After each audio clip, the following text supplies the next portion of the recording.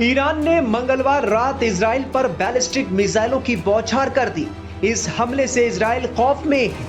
Iran ने Israel के खास तौर से सैन्य और सुरक्षा प्रतिष्ठानों को निशाना बनाकर करीब 180 बैलिस्टिक मिसाइलें दागी। ईरान के हमले के बाद इजराइल का गुस्सा 7वें आसमान पर आ गया है। उसने ईरान को साफ साफ अंजाम भुगतने की धमकी दे डाली है। इजराइल के प्रधानमंत्री बेंजामिन नेतन्याहू का कहना है कि मिसाइलें दागकर ईरान ने बहुत बड़ी गलती की है। इसकी कीमत ईरान को चुकानी पड़ेगी। इजरायली सेना ने यह भी साफ कर दिया है कि वक्त और जगह वो चुनेंगी। इजरायली सेना ने एक ट्वीट जारी कर ईरान को खुली चेतावनी दे डाली। आईडीएफ ने साफ किया है कि वो ईरान को बख्शने वाला नहीं है। इन हमलों का जवाब जरूर दिया जाएगा।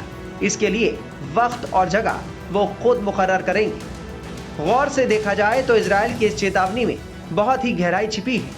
ईरान के मिसाइल हमले से वो बहुत ही गुस्से में है।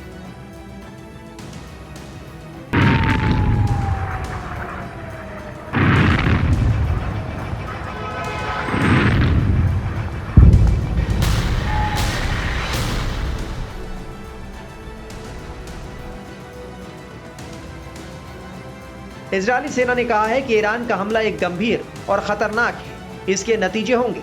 इजराइल सरकार के निर्देश के मुताबिक हम जहां भी, जब भी और जैसे भी चुनेंगे जवाब देंगे। ये शब्द है आईडीएफ प्रवक्ता डैनियल हागरी की।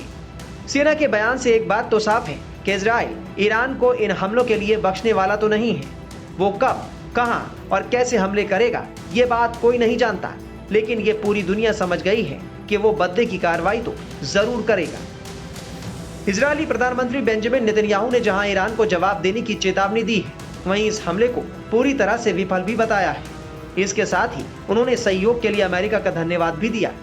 उन्होंने ये भी कहा कि इजराइल के दुनिया में सबसे उन्नत एयर डिफेंस सिस्टम की वजह से ही ईरान के हमले को विफल कर दिया गया।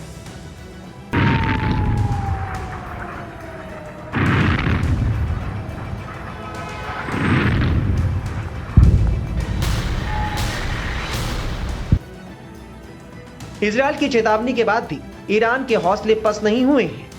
ईरान ने धमकी देते हुए कहा है कि अगर इजराइल जवाब देता है तो वो दूसरा हमला करेगा।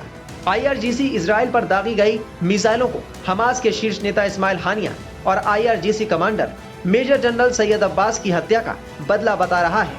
ईरान का दावा है कि उसने इजराइल की वायुसेना के अहम ठिकानों को निशाना बनाया है। इजरायली मीडिया ने बताया कि ईरान ने मंगलवार रात इजराइल पर करीब 180 बैलिस्टिक मिसाइल दागी। वहीं इजराइल इन हमलों को विफल करने का दावा कर रहा है। इजराइल का कहना है कि उनकी वायुसेना अपने दुश्मनों पर हमले जारी रखेगी। अब देखना होगा कि इजराइल का अगला कदम क्या होगा। क्या वो ईरान पर पलटवार करेगा?